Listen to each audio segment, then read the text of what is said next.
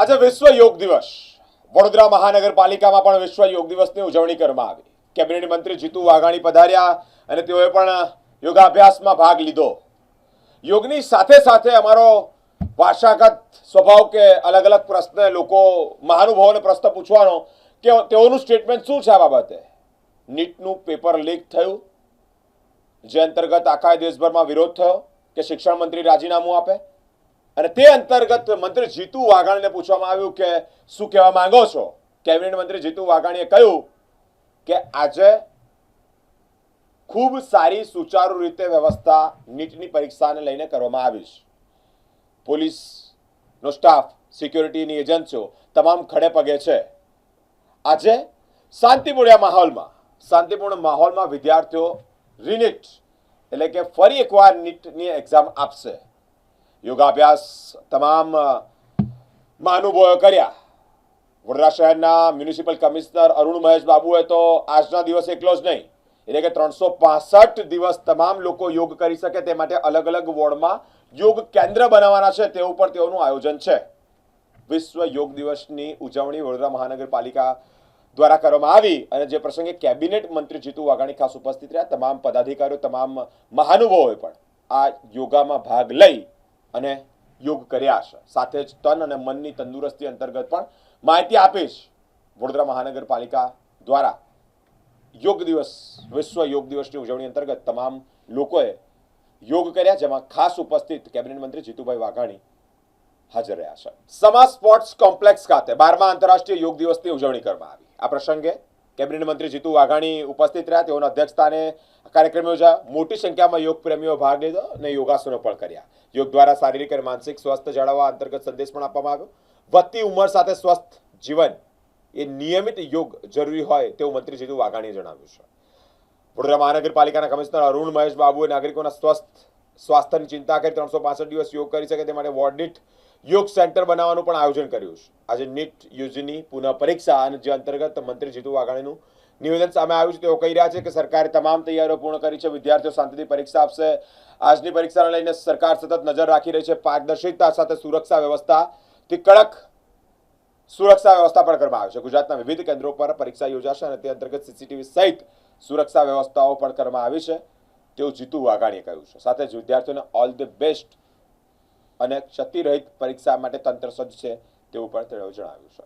12મા વિશ્વ યોગ દિવસની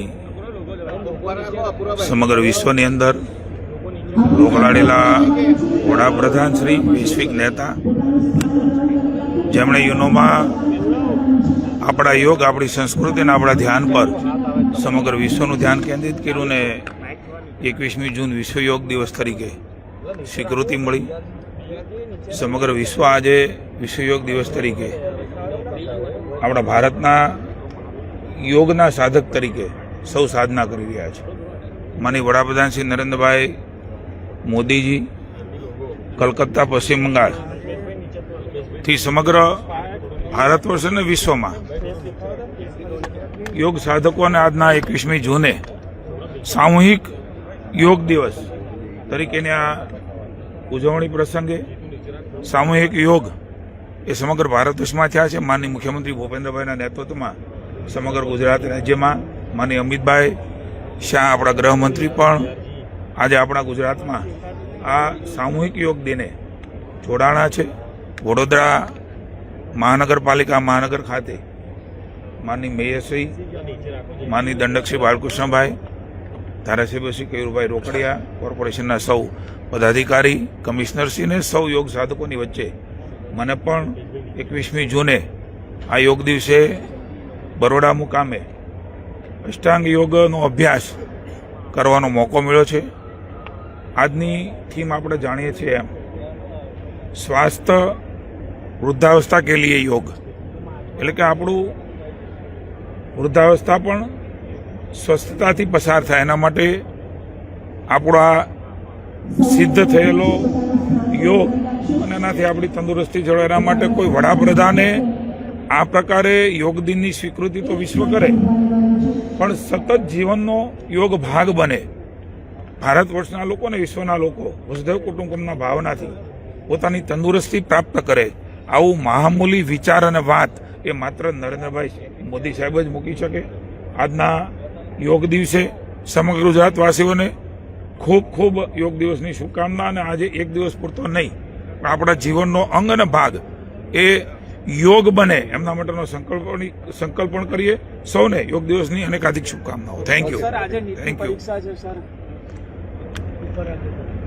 બધી જ વ્યવસ્થાઓ ભારત સરકાર દ્વારા પણ થઈ છે. રાજ્યમાં મુખ્યમંત્રીશ્રીએ પણ એના રિવ્યુ લીધા છે અને ગઈકાલે જ એના માટે અધિકારીશ્રીએ પણ આપને પ્રેસ દ્વારા સમગ્ર વ્યવસ્થાની પણ વાત કરી છે.